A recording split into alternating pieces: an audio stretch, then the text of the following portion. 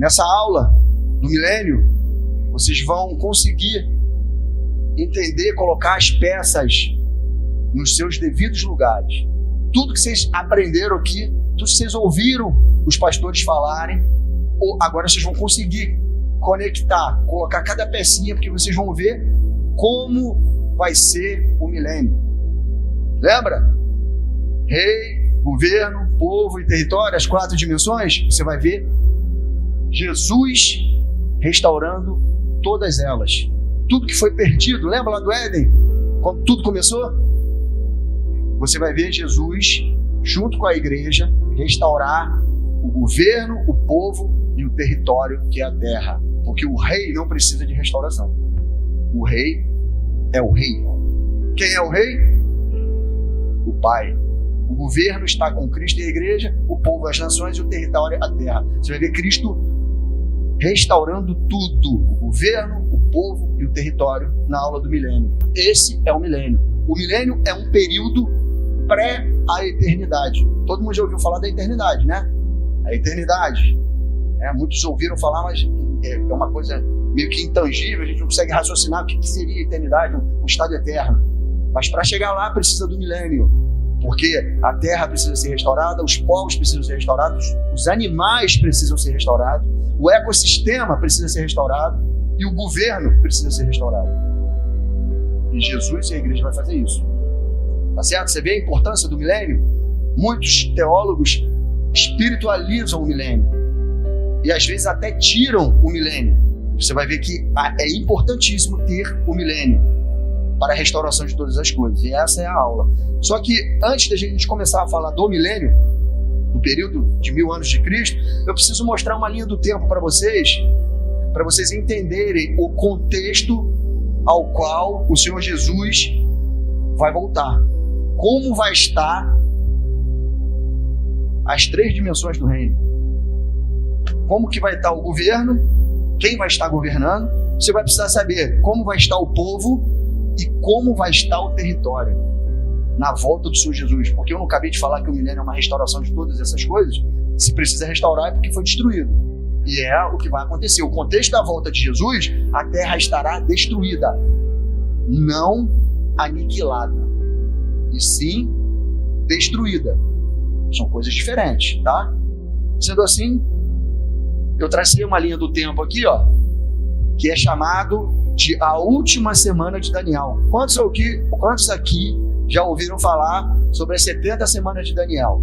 Todo mundo sabe que nas 70 semanas de Daniel existe uma semana profética no final, a semana 70, que ela não se cumpriu. Ela vai se cumprir. As outras 69 semanas cumpriram-se e a última semana não se cumpriu, vai se cumprir. Da semana 69 à semana 70, criou-se um hiato de tempo que não é contado para a última semana.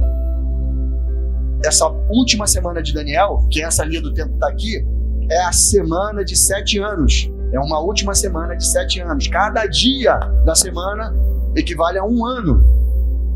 São dias proféticos. É uma semana profética, semana de anos. Então, um dia, 1 ano, 7 dias, 7 anos.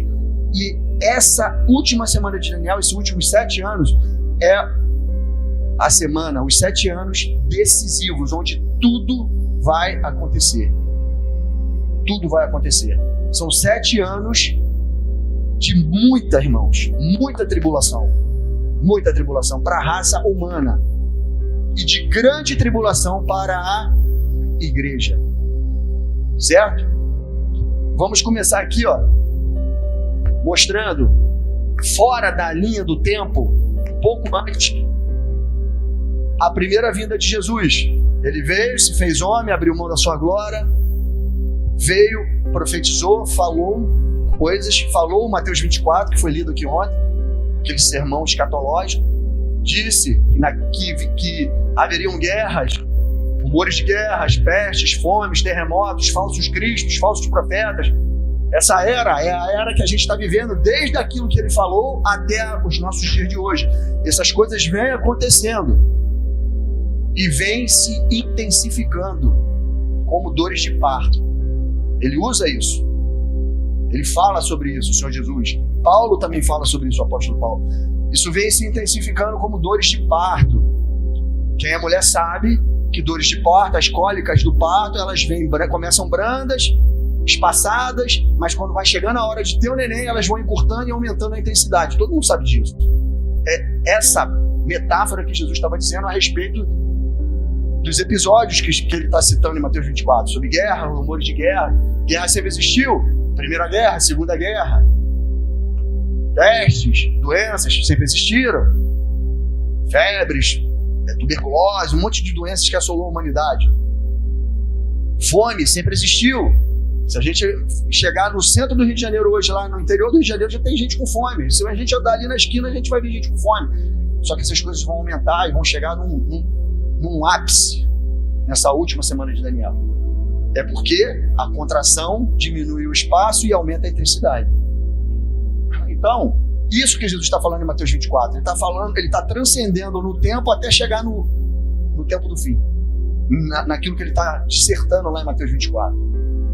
E aí, chegamos no início da última semana, aqui, onde tem essa cúpula ali, ó. Daqui até aqui é a última semana de Daniel. Isso aqui, ó, azul e vermelho. São os 7 anos finais. A gente entra na última semana de Daniel, que ainda não aconteceu, mas está por vir. A gente entra na última semana de Daniel olhando de duas formas. A gente tem que olhar para a parte de cima, é o ministério em que Deus vai agir nessa última semana, e embaixo o ministério do diabo, como ele vai agir nessa última semana. Então em cima a parte, o mover de Deus, que está controlando todas as coisas, inclusive o mover de baixo, que é do diabo, e a manifestação da obra do reino do diabo embaixo. Isso tudo vai começar, não que isso já não exista, irmãos, presta atenção, na última semana isso vai se intensificar e vai ficar cada vez mais perceptível para todo mundo, tá? Então olha só, quando começa a última semana, se você ler lá em Apocalipse, onde você vai ler Apocalipse 7? Em Apocalipse 7 você vai ver que Deus ele fala assim para o anjo, para ferir, como é que é? Não danifiques a terra, falou para o anjo, não danifiques a terra até que eu tenha selado os 144 mil. E mais abaixo ele fala quem são os 144 mil, apontando para as tribos, ok? Lá em Apocalipse 7 você vai ver isso. E ali tem uma revelação. Esses 144 mil, a gente sabe que é a igreja. É um número não contável, não é um número contável literal, é um número incontável. São povos de línguas e nações remidas por Jesus, comprados com o seu sangue para ser rei e sacerdote. Esses são os 144 mil. Só que antes de começar a última semana de Daniel e todas as coisas começarem a assolar a terra, Deus ele separa, ele sela quem falta selar e se completa a plenitude dos gentios. Vocês já ouviram falar isso? Plenitude dos gentios? Se completa a nossa entrada, a entrada de todos os irmãos cristãos dentro da igreja, dentro do corpo de Cristo. Acaba aqui, irmãos. O selamento acaba aqui, encerra aqui. Se você ler Apocalipse 7, você vai entender o que eu estou dizendo. Tá? Os eleitos, vivos, que estão vivos nesse momento, fecha aqui. Daqui para cá, irmãos, daqui para cá, até o reino milenar, não há conversão. Não há mais. Acabou, fechou a porta da graça. Aqui se fecha. Aqui não há mais conversão. Aqui há, sim, uma pregação mundial do Evangelho para as nações que estão vivas na última semana de Daniel.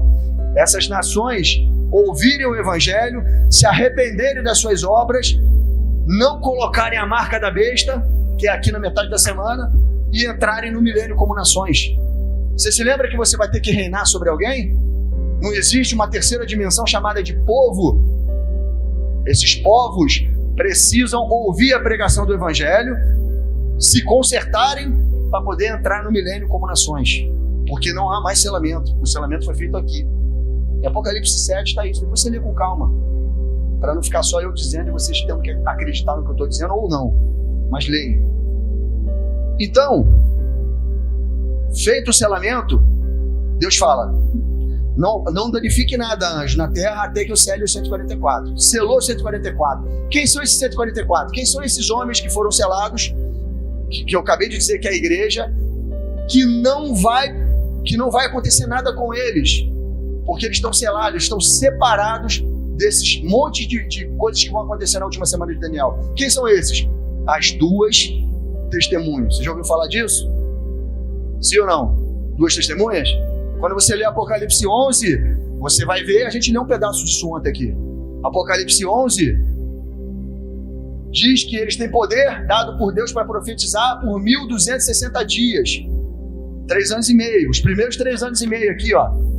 Foi dado poder da parte de Deus para eles falarem e fazerem o que quiserem e não vão morrer. Você está entendendo por que eles foram selados? Entenderam ou não? Eles foram selados no início da semana para terem a autoridade de profetizarem e causar dano à terra sem que nada lhes aconteça. Foi Deus que providenciou isso. E esse povo é a igreja. As duas testemunhas são judeus e gentios remidos pelo sangue de Jesus. E isso vai acontecer em Jerusalém. Essas testemunhas estão dentro de Jerusalém. Quando elas morrem na metade da semana, elas profetizam por 3 anos e meio, elas trancam o céu, não deixa chover, transforma o mar em sangue, a água doce em sangue, ela faz com que a terça parte da vegetação da terra seja assolada. Tudo isso, irmãos, é a igreja que vai fazer, as testemunhas que vão fazer. E em Apocalipse 11 está escrito isso. E quando você lê Apocalipse 11 e vai para Apocalipse 6, que são as trombetas já, de 6 em diante que começa a cair as trombetas, você vai ver o que está escrito nas primeiras 4 trombetas. Você vai ver que é exatamente aquilo que está em Apocalipse 11. Eles, as testemunhas, fazendo o mar se tornar em sangue, fazer o céu trancar e não chover por 3 anos e meio. Você vê a vegetação sendo assolada. Tudo isso são as trombetas. É o povo de Deus que está ligando na terra e o anjo do Senhor no céu ligando no céu e fazendo acontecer.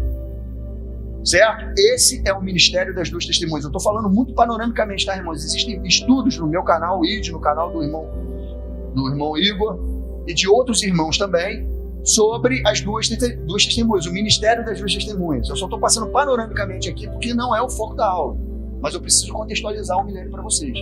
Então, no início aqui em cima, a pregação mundial do Evangelho, aquela chuva serôdia que cai e que dá fruto, é aqui. É o ministério das duas testemunhas. É o avivamento da igreja, que vai ser revestida de muito poder para poder fazer aquilo que está fazendo ali. Você se lembra que Jesus Cristo falou que nós faríamos coisas iguais e maiores que ele fez? Todo mundo lembra disso aqui? Jesus trancou o céu por 3 anos e meio? Sim ou não? Jesus fez o mar virar sangue? Jesus feriu a terça parte da vegetação? Quem vai fazer isso? Mas vamos fazer ou não coisas iguais ou maiores que ele fez? Tá revelado isso para vocês agora? É disso que Jesus está falando. Esse poder, irmãos, vai ser derramado sobre a igreja. A unção que estava em Elias e a unção que estava em Moisés, que procede do mesmo Deus, vai ser derramada sobre a igreja do tempo do fim para fazer isso aqui. Mas por que vai fazer? Por que, pastor Pedro? Por que vai fazer isso? Qual é o objetivo do Senhor em alvejar a terra e fazer todas essas coisas usando os seus santos? Porque embaixo o reino das trevas está ascendendo. Porque ele começa a vigorar daqui para cá, mas aqui ele está crescendo. E a gente não pode, irmãos, deixar de falar e contextualizar sobre o que nós estamos vivendo hoje até chegar nesse momento. Você está vendo o que já aconteceu com a raça humana? Quando eu me refiro à tecnologia, quando eu me refiro à religião e quando eu me refiro à geopolítica, a gente não pode se abster desses assuntos, irmãos, quando fala do tempo do fim. Porque a revolução industrial, a tecnologia, é edificação do reino das trevas. Deus, quando ele fez o Éden, ele fundou o mundo, não tinha nada disso. E ele falou que era como? Muito bom. Tinha tecnologia, tinha medicina, tinha televisão de 4K, não tinha nada disso, irmãos. E era como? Muito bom. Por que o homem inventou tudo isso? Porque entrou o pecado e a raça humana começou a deteriorar. E aí é preciso mesmo ter médico, é preciso mesmo ter tecnologia, é preciso ter um monte de outras coisas que nos favorecem para subirmos uma escada rolante ao contrário. Quando Deus já tinha feito a gente subir ela normalmente, agora a gente tem que subir ela ao contrário. Por quê? Porque a maldição do pecado vigora sobre a raça humana por causa da desobediência. Então nós morremos a cada dia. Nós envelhecemos a cada dia. E passa de 70, 80 anos, é canseira e enfado. Precisa de remédio. Precisa de suar para trabalhar e ter o seu pão. Quando no Éden, antes, não era nada disso. Tudo isso fez parte de uma maldição que o próprio Deus colocou sobre a terra por causa do pecado e da desobediência. Então, o anticristo, o espírito do anticristo, que é segundo a eficácia de Satanás, ele não é o diabo, ele é um espírito, é um ministro do diabo. Deus tem o seu ministro. Quem é o ministro do Pai? O Filho. A antiobra tem o diabo e que tem o seu ministro. Quem é o seu ministro? O anticristo. Deus faz uma obra, o diabo faz uma antiobra. Olha para a obra de Deus e você vai ver um reflexo, um reverso do que é a obra do diabo. Irmãos, elas são iguais. Uma levando para a vida eterna e outra levando para o abismo e para o fogo eterno. Mas são idênticas, irmãos. Só que uma é o reverso da outra. O diabo imita as coisas de Deus. Porque qual era a intenção do diabo? Ser igual a quem? Ao próprio Deus. Então ele faz uma antiobra parecida com Deus para enganar os homens e levá-los para onde? Para o inferno, fogo eterno. Esse é o papel do diabo. Então olha só, da mesma forma que em cima Deus está fazendo uma obra, embaixo ele está acendendo o seu império. E aí quando você vai lá em Apocalipse e vê os selos sendo abertos, aqueles selos são selos que selam um livro. Eu lembro que o pastor Damaso falou ontem que a palavra de Deus é semelhante a um livro que você coloca na boca e é doce, mas amarga no estômago. Todo mundo lembra disso, que ele falou isso aqui ontem? Esse livro é o livro selado de 7 selos. Esse livro, o profeta Ezequiel comeu, e qual foi o outro que comeu? João. E João comeu. Esse livro é aquele livro que Daniel, quando conversa com o anjo fala assim: vai Daniel, sela esse livro, porque não é para agora, é para o tempo determinado do fim. Vai Daniel, sela e guarda esse livro. Só que agora Jesus ele sobe, depois de morto, ressuscitado, ele sobe e pega esse livro e desata os selos e revela o que está dentro do livro para nós. O livro do Apocalipse é o livro selado de 7 selos. O Apocalipse, irmãos, é uma compilação da lei, do Salmo e dos profetas. Está tudo dentro do Apocalipse. Você acha que Paulo sabia das coisas do tempo do fim porque tinha o Apocalipse? Não tinha Apocalipse no tempo de Paulo, irmãos. Ele lia a lei, o Salmo e os profetas. Tudo está ali. Mas Deus é tão misericordioso para a sua igreja do tempo do fim que ele faz o Apocalipse, que na verdade a palavra não é Apocalipse, é revelação, e joga luz sobre os profetas e traz a história ali, pronta para nós. Esse livro selado de 7 selos já está aberto. Agora preste atenção no que eu vou dizer, tá? O livro está aberto, os acontecimentos ainda não ocorreram. Entenderam? Por que eu digo e afirmo que o livro está aberto? Porque foi o que o Senhor fez. Lê lá em Apocalipse 4. Ele pega a mão do livro, da mão do Ancião de Dias e abre. Ele desata os selos e revela o que está escrito no livro. O Apocalipse é o livro, irmãos.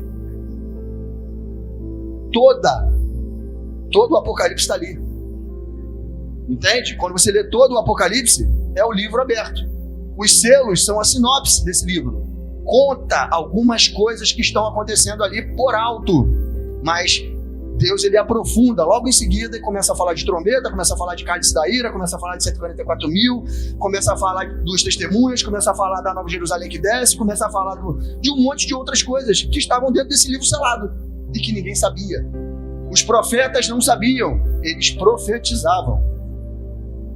Vocês estão entendendo o que eu estou dizendo, irmãos? Então, aqui, quando o anticristo começa a ascender o seu império, e aí eu volto a falar da tecnologia, volto a falar das coisas que acontecem, do 6G, do 5G, da inteligência artificial, de todas essas coisas que vocês estão vendo acontecer diante dos nossos olhos, que robôs já tomam forma de homem e têm funções de homem. Vocês estão vendo isso acontecer? O transhumanismo, a mistura do homem com a máquina, a mistura do ferro com o barro, lá da estátua de Nabucodonosor. Vocês estão vendo tudo isso acontecendo diante dos nossos olhos. O anticristo, o espírito do anticristo, ele está montando uma nova Babel. Lembra de Nimrod? Quando Nimrod estava lá circunscrito numa região, fazendo coisas que Deus já tinha mandado fazer completamente o contrário, falou para a descendência de Noé sair e se espalhar pela terra, e Nimrod agarrou todo mundo ali em Babel, e ali ele começou a ter intentos no seu coração de construir uma torre que transpassasse o céu de Deus.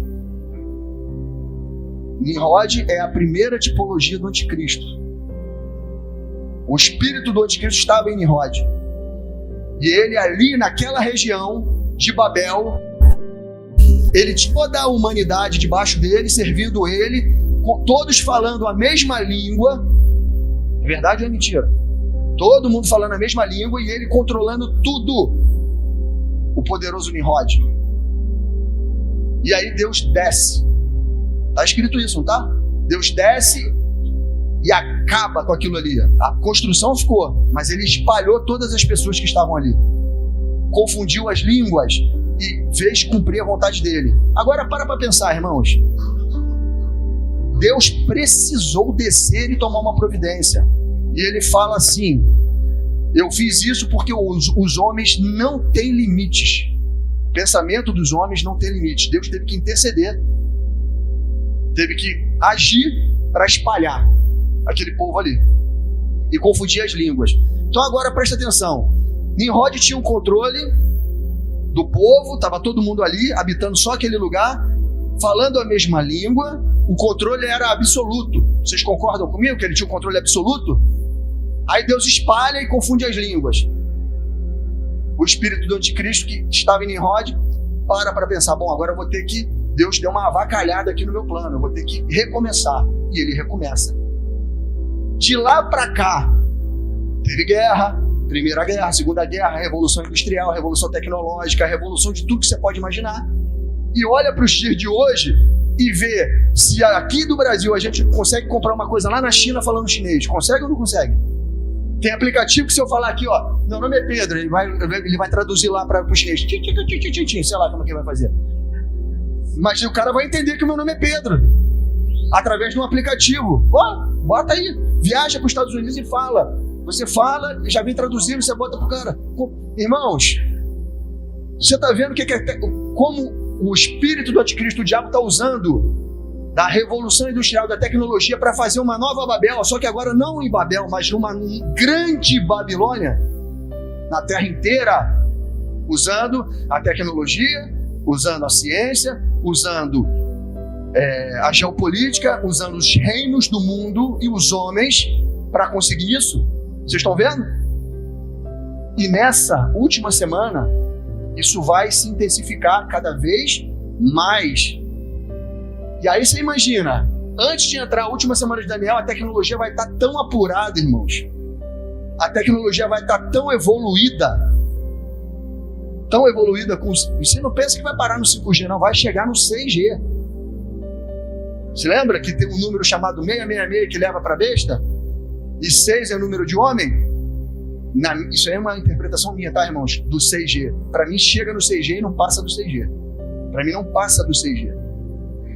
O 5G já faz os carros, a tecnologia dos carros eu não dirijo porque eu não tenho esse dinheiro para comprar esse carro com essa tecnologia. Mas muitos homens aí já fazem isso, já compram. Esse carro tem GPS dentro dele que traz uma rota que é compartilhada com a rota de outras pessoas por um programa que, para não evitar o número de carros aglomerados e ter trânsito, ele propõe para um outro cara que vai fazer o mesmo caminho uma nova rota para não ter trânsito.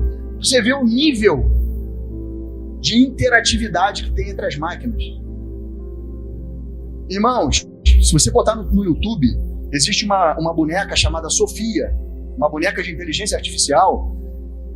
Ela foi municiada com informações de vários intelectuais, vários estudiosos dentro do arquivo dela, e ela foi colocada diante de outros homens e foi proposto um debate. Ela botou 12 homens no bolso, uma máquina, com argumentos que colocaram 12 homens em xeque-mate.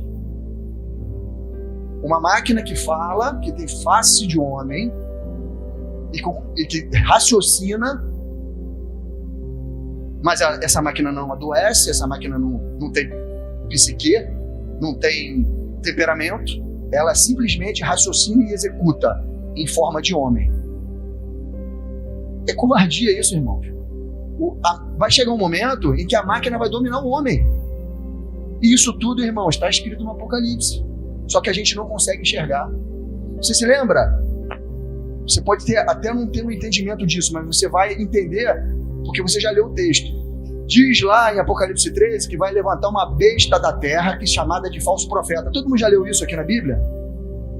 E que ela vai falar para os homens fazerem uma imagem que que tem a fisionomia da primeira besta. Fala, e vai obrigar os homens a adorar essa besta. E essa besta, que vai ser construída por homens, vai receber fôlego de vida e vai ganhar vida. Quando eu lia isso há anos atrás, eu não conseguia entender o que Deus estava falando ali. Mas hoje, com a tecnologia, com o transhumanismo, com a inteligência artificial, eu consigo entender que vai ser criada uma máquina, que vai ser colocado fôlego de vida nela, de homem, como foi feito agora no exemplo que eu usei da Sofia, e ela vai gerir todo um sistema tecnológico, político e religioso, e é dessa máquina que sai a ordem para matar ou para não matar. Lê Apocalipse 13, você vai ver. Essa máquina vai ser um ícone do sistema montado pelo anticristo. A gente está caminhando, irmãos, para um momento da história em que os homens querem simplificar, querem um governo único, uma religião única, uma economia única, uma moeda única, sem papel, tecnológica, tudo para facilitar a nossa vida, quando na verdade eles querem controlar a nossa vida, nos tirar o direito de ir e de vir que temos. Vai passar a ser direito de ir e vir controlado, visualizado, como se nós estivéssemos vivendo um grande Big Brother. Máquinas, na China já tem máquinas que olham e veem a sua biometria facial e te reconhecem, sabe quem você é, o número do seu CPF, quanto tu ganha, o que você gosta de fazer, aonde você gosta de ir e o que você gosta de consumir. Na China já está assim, irmãos. Já está assim. E quem está por trás disso? O reino das trevas. Tudo vem travestido de tecnologia, facilidade e benefício para o homem, quando na verdade é completamente algoz, completamente avesso ao que Deus fez no Éden e chamou de muito bom. Completamente ao contrário. Não é bom, irmãos. Ajuda a nossa vida? Ajuda. A gente usa a tecnologia para o bem? Usa. Deus está se beneficiando disso? Está. Nós estamos falando com um monte de gente pelo Brasil e pelo mundo agora, nesse momento, por causa da tecnologia. Mas não é bom. Eu vou dar um exemplo aqui, só para a gente ilustrar, que eu dei no outro seminário. Como era a sua televisão antes, irmãos? Quando a gente tinha aquela televisão de monitor, era uma televisão grotesca, grande, lembra? Lembra? Como é que é a televisão agora?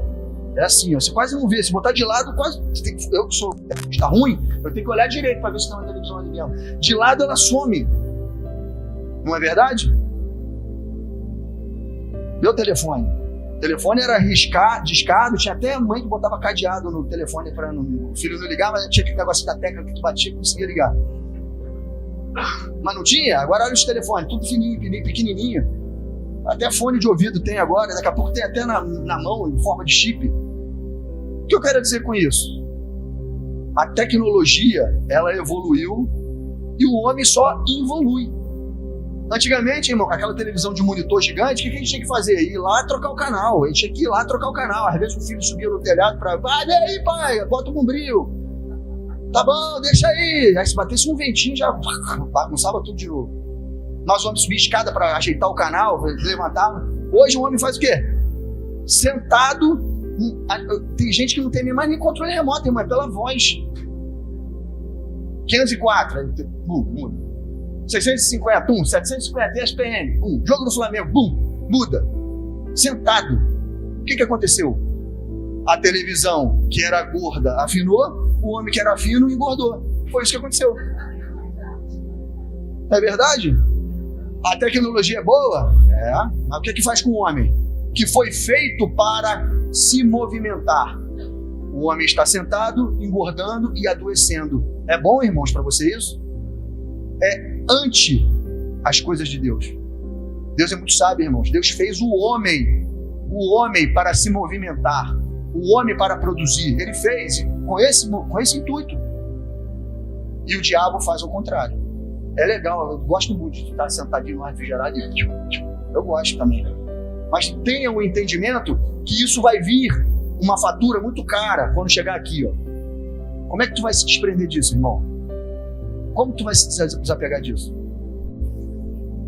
Porque vai chegar uma hora que para você ter toda essa tecnologia e ter tudo isso que eu acabei de falar, que é bom demais, vai precisar botar uma marca.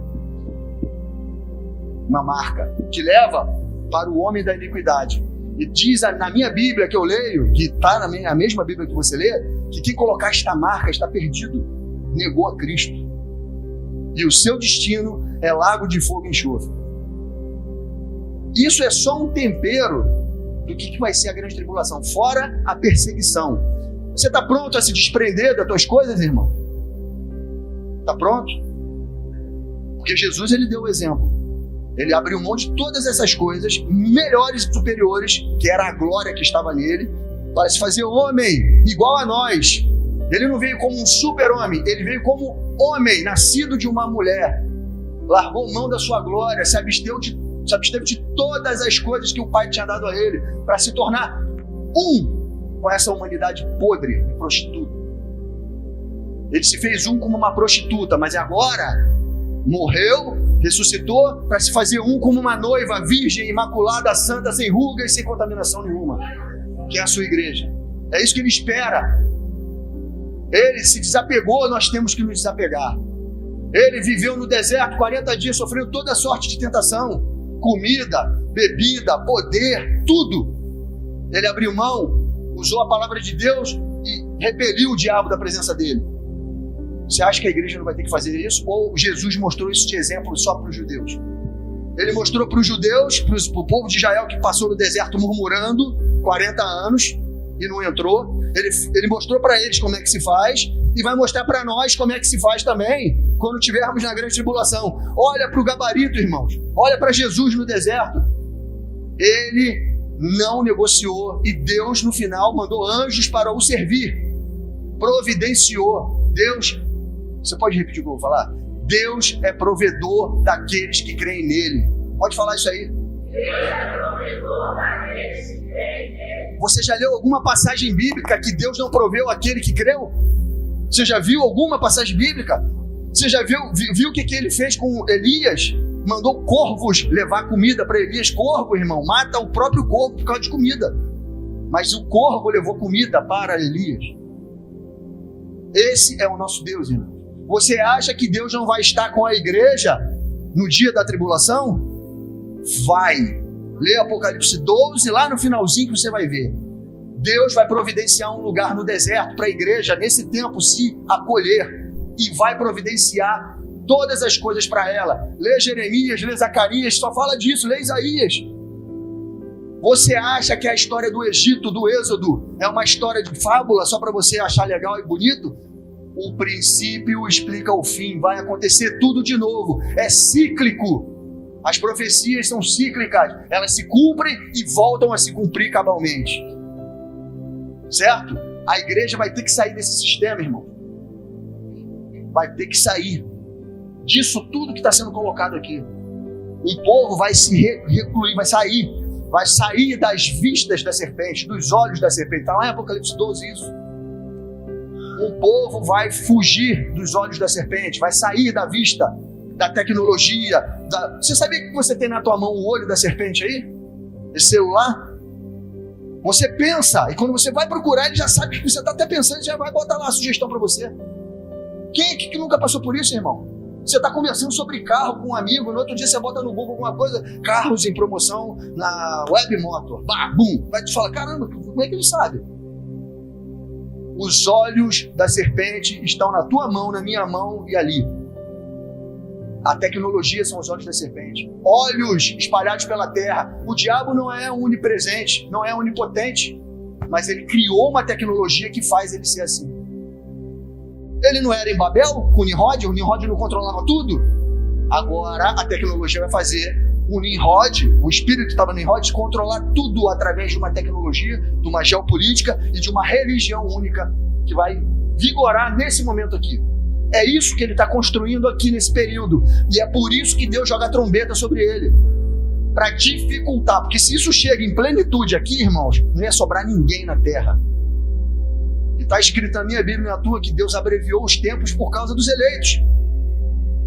Você imagina, se isso chega em plenitude aqui, antes da volta de Jesus, não ia sobrar mais nenhum eleito. Irmão, eu estou falando isso com todo temor e tremor, mas os crentes de hoje, se escutarem um estampido de tiro, já se esconde debaixo da cama e nem ora por Jesus, eles querem salvar só a sua pele. Você imagina nisso aqui, irmãos? Eu estou falando de uma tribulação que vai assolar a terra como nunca existiu e nunca houve e nunca voltará a existir. É isso que o Senhor Jesus fala em Mateus 24. Uma tribulação que nenhum de nós aqui jamais prescutou com a nossa mente. Jamais. Nem imagina. A igreja não imagina. Aí eu te pergunto, os apóstolos passaram por tribulação, os profetas passaram por tribulação, o Senhor Jesus, a fiel testemunha, passou por tribulação, tanto no deserto como no madeiro. E a igreja, noiva do Cordeiro, linda e maravilhosa, não quer passar pela tribulação. A igreja do tempo do fim, aqui recebeu mais, aqui tem mais bagagem de revelação, aqui tem mais bagagem de entendimento. Essa quer ser livrada antes. Você acha que é leal da parte de Deus isso? Nós recebemos muito mais que os profetas, irmão. Nós recebemos muito mais que os discípulos. Nós temos recebido muito mais. Hoje qualquer pessoa pode ler a Bíblia mesmo sem papel. É só entrar na internet e baixar um aplicativo. A facilidade é tremenda. Tem irmãos que juntam páginas de Bíblia pelo mundo afora aí, comunidades que... Porque se pegarem a Bíblia, queimam. Então cada um guarda uma folha, quando eles se reúnem, junta todas as folhas para poder ter um culto. Vocês sabem disso, está pela internet esse testemunho de irmãos lá do Oriente. E a gente tem internet, tem tecnologia liberada para fazer tudo isso. Você acha que Deus vai cobrar mais de quem? A gente viu na aula. Quem muito é dado. Você acha que Deus não vai cobrar da geração do fim? Nós teremos que ser apurados como ouro. É isso que está em Isaías. A igreja do tempo do fim vai ter que ser forjada como o ourives forja o ouro, até que saia toda a impureza e o ourives veja o resplandecer do brilho do ouro, veja a sua face. É o que Deus quer fazer com a minha vida e com a sua, irmãos. Ou você acha que ganhar o reino de Deus, entrar no milênio, abençoar as nações, reinar, ganhar um corpo imortal é de graça? Jesus fala, é com esforço que se ganha o reino de Deus. É com violência, a palavra ali no grego é violência. E nada se compara ao que nós estamos vivendo aqui hoje, irmão. E muita gente já negocia o evangelho. Muita gente já negocia o politicamente correto, o evangelho com o politicamente correto. A gente já vê isso hoje, irmãos. Você imagina nesse tempo aqui. A igreja tem que melhorar muito, irmãos. Mas sabe por que não melhora? Porque não conhece a verdade. Não se liberta porque não conhece a verdade. não sabe o que vem pela frente, não sabe que tem um reino literal e físico que vai se manifestar nessa terra. Vão buscar o quê? Ir para o céu? Tocar violino na orquestra de Davi? É isso que a igreja quer? Mas eu digo que não é o que vai receber. Vai receber um reino de justiça e paz e gerência sobre nações nessa terra. É isso que você vai receber. E um corpo imortal igual ao de Jesus. É o que está escrito na minha Bíblia. Então, chegou a ascensão do império do anticristo, chega aqui na metade, irmãos. Ele começa a reinar. Ele recebe poder do diabo e começa a reinar. E aí, você se lembra o que aconteceu antes aqui? O povo de Deus assolou a terra, jogou trombeta sobre a terra, as testemunhas fizeram isso. Aqui na metade da semana elas morrem. Uma parte da igreja que estava lá em Jerusalém manifestando sinais e prodígios, esses que eu acabei de falar, morrem. Isso está lá em Apocalipse 11, é só você ler. Mas a igreja toda não está em Jerusalém. A igreja toda está espalhada pela terra. Enquanto eles morrem dando testemunho, os outros fogem da vista da serpente. Tem que sair do sistema. Por que tem que fugir do sistema? Vou mostrar um exemplo. João Batista. João Batista, ele vivia no Império Romano, não vivia? Na época de Jesus? Aonde estava João Batista quando o rei Herodes estava lá governando? Aonde estava João Batista? No deserto. Ele vivia dentro do sistema, mas não fazia parte do sistema. Vocês concordam comigo? Ele estava lá no deserto, como uma voz do que clama, anunciando a vinda de quem? A primeira vinda. Aonde a igreja vai estar? Da mesma forma. Dentro do sistema, mas não fazendo parte dele, anunciando a vinda de quem? A segunda vinda. Por isso que o espírito de Elias estará sobre a igreja, assim como o de Moisés. Moisés levou o povo para onde? E depois levou para onde? Não entrou, mas conduziu para onde? Para a terra? Não é? O que nós vamos fazer com as nações que fugirem junto conosco para o deserto? Vamos conduzir elas para onde? Para o milênio. Tá vendo por que tem Moisés e Elias em cima da igreja? Tá vendo ou não?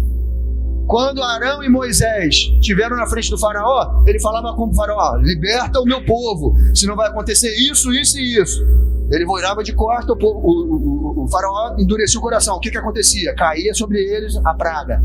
No final vai ser a mesma coisa, irmão. Duas testemunhas vão falar. Aí é transliteração. Vão produzir efeitos na terra, se dirigindo ao anticristo. Liberta do cativeiro da corrupção esse povo, porque senão vai vir praga sobre você. E vem. Então, quando chega aqui na metade da semana, esse governo vai estar assolado do anticristo, mas não vai estar destruído.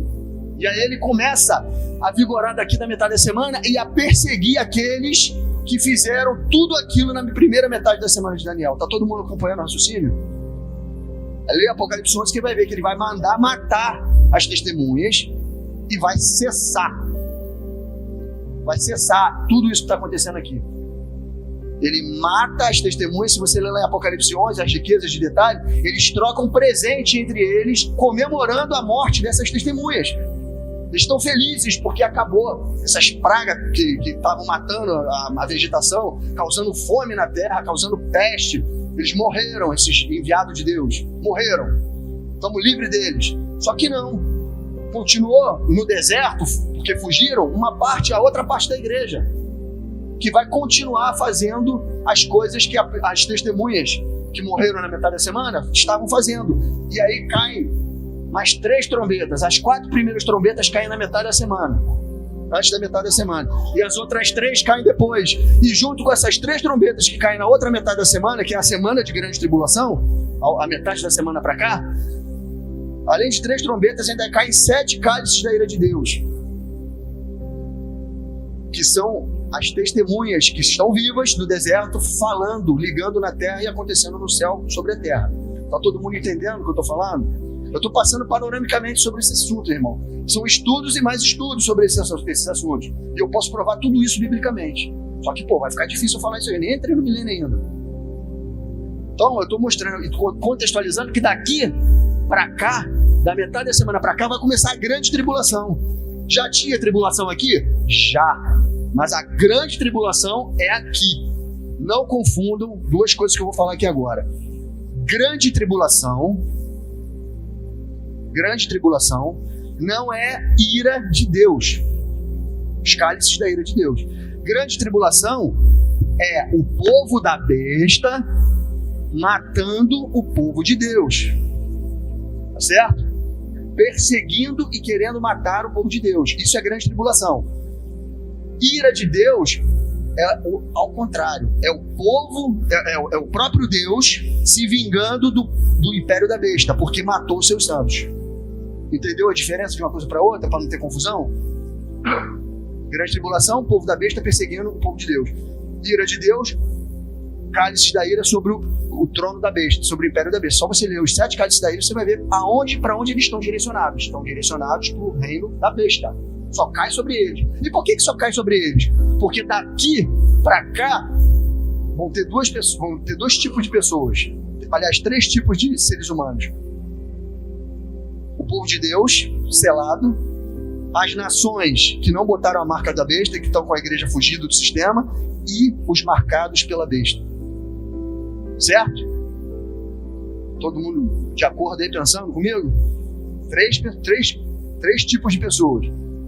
Filhos de Deus, nações que não botaram a marca porque escutaram tudo o que foi falado aqui durante a última semana pelas testemunhas, se arrependeram, acordaram e não colocaram a marca e fugiram, porque sabia que se estivesse no sistema ia ter que botar a marca e ia morrer. Ou morrer na mão do anticristo, ou morrer nas mãos de Deus, a segunda morte. Porque se botou a marca, já era, não tem volta não, irmão. Então é isso que tem aqui na metade da semana. Da metade da semana para o final é a igreja que está no deserto fugindo, guardada por Deus e sendo provida, sustentada por Deus, junto com nações que vão fugir junto. O pastor Damaso falou sobre isso quando ele leu Mateus 25, sobre aquele tribunal lá do trono branco, no tribunal de Cristo, quando separa o bode das ovelhas. Ele falou isso lá. Um povo que deu de comer, que deu de beber, que deu de vestir para a igreja, quando Jesus teve com fome, teve com sede. E ele fala, quando fizeres isso para um dos meus pequeninos irmãos, está fazendo para mim. Esse povo que vai estar com a igreja, vai ajudar a igreja vai ajudar eles. No deserto, em lugares ermos espalhados pela terra. Porque que não vai faltar lugar ermo nessa época aqui. Para a igreja se esconder longe da e aguardar em Deus a provisão. Não é semelhante ao que aconteceu no deserto, irmãos, com o povo de Israel? Não era? Não caiu maná do céu, Deus não mandou codorniz para lá, Deus não abriu a fenda da rocha e saiu água. Não foi? Será que Deus mudou, irmão? É o mesmo Deus que vai fazer. É o mesmo Deus. Está escrito lá. Eu não sei, o livro sabe, eu sou ruim de guardar texto, que texto que ele bater face a face com a igreja, mas não como no tempo do Egito. É Oséias. Ele fala, levarei Israel para o deserto, mas não para fazer uma aliança como eu fiz com os seus pais, como eu fiz no deserto. Uma aliança diferente. Ele vai ter face a face com esse povo que vai estar no deserto, que é o seu povo. Irmãos, já experimentou ter face a face com Deus? Eu hoje fico pensando, eu acho que eu vou preferir que Deus me leve antes da tribulação. Não é covardia, não. Então eu prefiro profetizar em Jerusalém e ser decapitado do que ir para o deserto. Porque, meu irmão, vai ter que se consertar muito para estar no deserto. Você imagina sentir fome, esperar Deus falar que a hora que você tem que comer é essa. Imagina você no deserto, adorar o seu irmão o dia inteiro com ele, agarrado, com fome, aquele irmãozinho chato que você não consegue nem sentar do lado do banco da igreja. É com isso que você vai viver no deserto, irmão. Você está entendendo que é uma grande lição que Deus vai dar para a sua igreja no deserto? E tem gente que eu quero ver o meu Senhor voltar, sentado na minha varanda, olhando o céu rasgar. Vai sim, vai estar cheio de fome, comendo baseado na provisão de Deus e aguardando em tempos muito difíceis, irmãos. Esse é o face a face de Deus. É isso que é forjar o ouro no fogo. É o que Deus vai fazer com a sua igreja, que se mantiver viva até a volta do seu filho. Perseguição, você não pode sair, você vai ter que viver 3 anos e meio dentro de um lugar, irmãos, cercado de calamidade acontecendo pela terra, seres humanos morrendo. Em Isaías fala que o homem vai ser raro, a raça humana vai ser rara como ouro. Vai ser difícil você encontrar ser humano na terra. Quando Jesus voltar, Deus vai ter eliminado muita gente dessa terra, e o anticristo vai ajudar também, matando muitos servos de Deus. Então vocês estão entendendo que depois você lê lá em Apocalipse 16, as 7 cálices da ira, o que Deus vai fazer com o trono da besta? O que ele vai fazer com esse 8º império, que é o império do anticristo? Você vai ver o que vai acontecer na terra. Enquanto aqui na primeira metade da semana, Deus ele assolou a terça parte da terra, aqui ele vai assolar a terra inteira. Então tudo que era a terça parte na metade vai ficar pleno, completo na outra terça parte, na outra metade da semana. Vocês estão entendendo? E Jesus volta no final disso tudo, irmão. Você imagina? Você já leu lá Mateus 24 que ele fala: quando a luz escurecer, quando o sol não der seu brilho, as estrelas cairão do firmamento, e então aparecerá com poder e glória o sinal do Filho do Homem. Está escrito lá em Mateus 24, mais ou menos assim. O cenário vai ser esse, irmãos. A terra completamente destruída. Completamente destruída. E aí Jesus volta. Só que o anticristo, ele monta seu império aqui ele começa a reinar, e daqui para cá ele começa a perseguir, e Deus a alvejar o trono dele com cálices da ira. Quando chega aqui no final, irmãos, no finalzinho, no final da tribulação, daqueles dias, o Senhor Jesus volta. E aí, quando Jesus voltar, o império da besta, o império do anticristo, vai montar um exército para pelejar contra Cristo. E quando você lê lá em Apocalipse 16, deixa eu ver se é esse texto aqui. Olha a riqueza de detalhes desse texto e olha o que vai acontecer ali. O 6º anjo derramou a sua taça sobre o grande rio Eufrates. As águas do rio secaram para se prepararem o caminho dos reis que vêm do Oriente. Então vi sair da boca do dragão, da boca da besta e da boca do falso profeta 3 espíritos imundos semelhantes a rãs. São espíritos de demônios, operadores de sinais, que dirigem os reis do mundo inteiro, a fim de ajuntá-los para a batalha do grande dia do Todo-Poderoso, Deus Todo-Poderoso. Eis que venho como vem o ladrão, bem-aventurado aquele que vigia e guarda as suas vestes, para que não ande nu e não veja a sua vergonha. Então ajuntaram os reis no lugar em que em hebraico se chama Armagedon. O que está acontecendo aí? Olha, é o 6º cálice da ira de Deus, é o 6º. A gente está falando aqui, ó. 6º cálice, tá vendo a 6ª tacinha aqui? É desse momento que a gente está falando. Isso está lá no final da última semana. E Jesus, nesse texto que a irmã acabou de ler, falou: eis que venho. Ele já tinha vindo? Então como é que tem arrebatamento aqui? Como é que tem arrebatamento aqui? Lá no 6º cálice ele está falando: eis que venho, ainda não vim. Vigia aí para tu não ser pego nu. Ainda venho, não vim, ainda venho. E aí o que está acontecendo?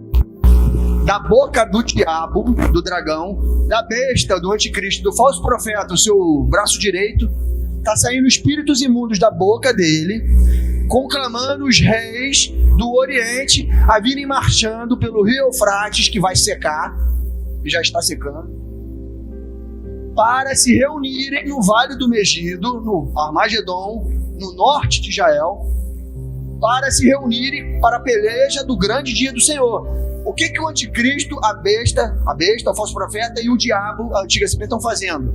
Estão chamando o seu exército para uma batalha. Está conclamando, foi isso que a gente leu no texto? Jesus falou: ainda não vim. Por que Jesus ainda não veio?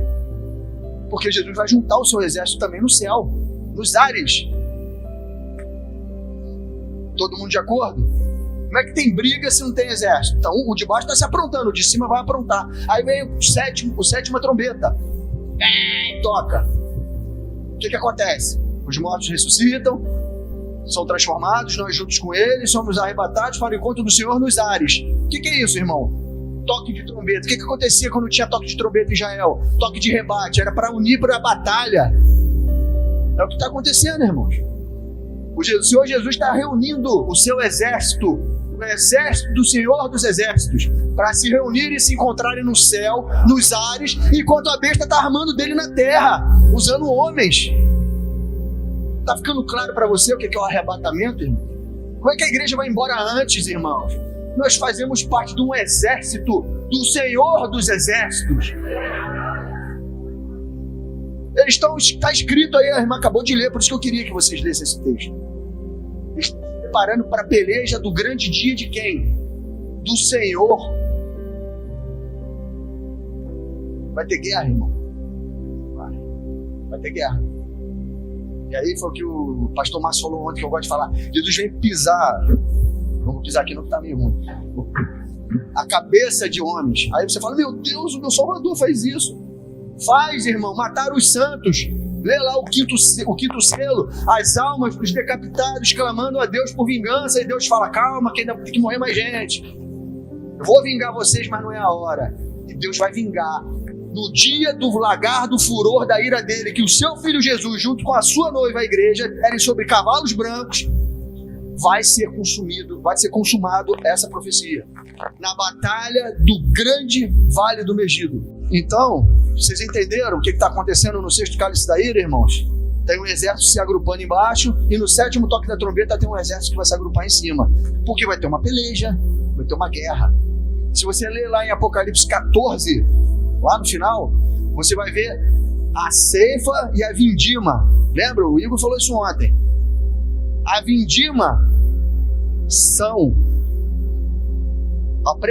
o anjo passa a foice, não passa? E as uvas caem no lagar. Deus está só usando uma figura de linguagem para traduzir Apocalipse 16 que ela acabou de ler. Deus incita o falso profeta, a besta e o anticristo, o falso profeta, a besta e o dragão, a chamar as uvas para virem para o lagar, que é o Armagedon. E Deus faz a ceifa, arranca o trigo da terra, a sua igreja, para levar, para pisar o lagar do furor da ira de Deus. É o que está em Apocalipse 14, vindima e ceifa. Só está usando a figura de linguagem agrícola, porque na festa dos tabernáculos, para onde a gente vai depois disso tudo, era a festa da plenitude da colheita, era a festa da uva e era a festa do trigo. Tinha que haver uma grande colheita de trigo e uma grande colheita de uva para entrar na festa dos tabernáculos. E Deus está mostrando isso, a grande colheita de uva e a grande colheita de trigo acontecendo ali para depois ter o tabernáculo. Vocês estão entendendo o que Deus está falando? Deus está usando as festas, usando uma metáfora para explicar isso aí. Estou falando alguma coisa absurda aqui, rapaz? Vocês estão entendendo o que eu estou dizendo? Por isso é importante estudar as festas, as 7 festas de Israel. Ali são tempos determinados de Deus para a sua igreja. Isso que vai se cumprir em Cristo vai se cumprir na igreja.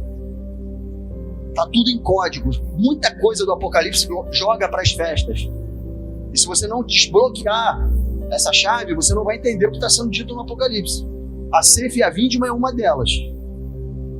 Tá certo? Então vai ter o Armagedon, a batalha, a guerra santa.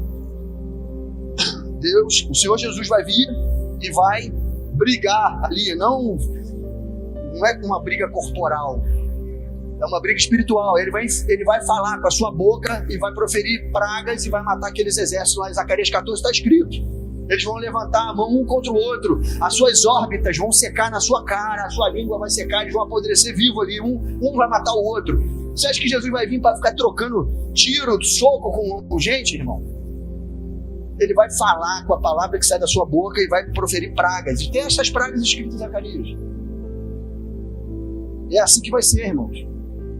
O Senhor vai vir cumprir o lagar do furor da ira de Deus. Sabe o que é um lagar? Lagar onde botava as uvas e o homem pisava lá, aquelas uvas, aí saiu o mosto da uva para fazer o vinho, ou o suco da vide. Não era isso que tinha antigamente? Essa é a ilustração. O Vale do Megido parece um lagar. Ele tem a forma de um lagar. Deus vai botar seres humanos ali e o Senhor Jesus vai fazer isso com a igreja. Esses povos que estão ali são os povos marcados pela besta que mataram os servos de Deus, que agora estão ressurretos, glorificados, se vingando deles. Assim como pediram lá no Apocalipse, no quinto selo. Então aconteceu a batalha, aconteceu a guerra.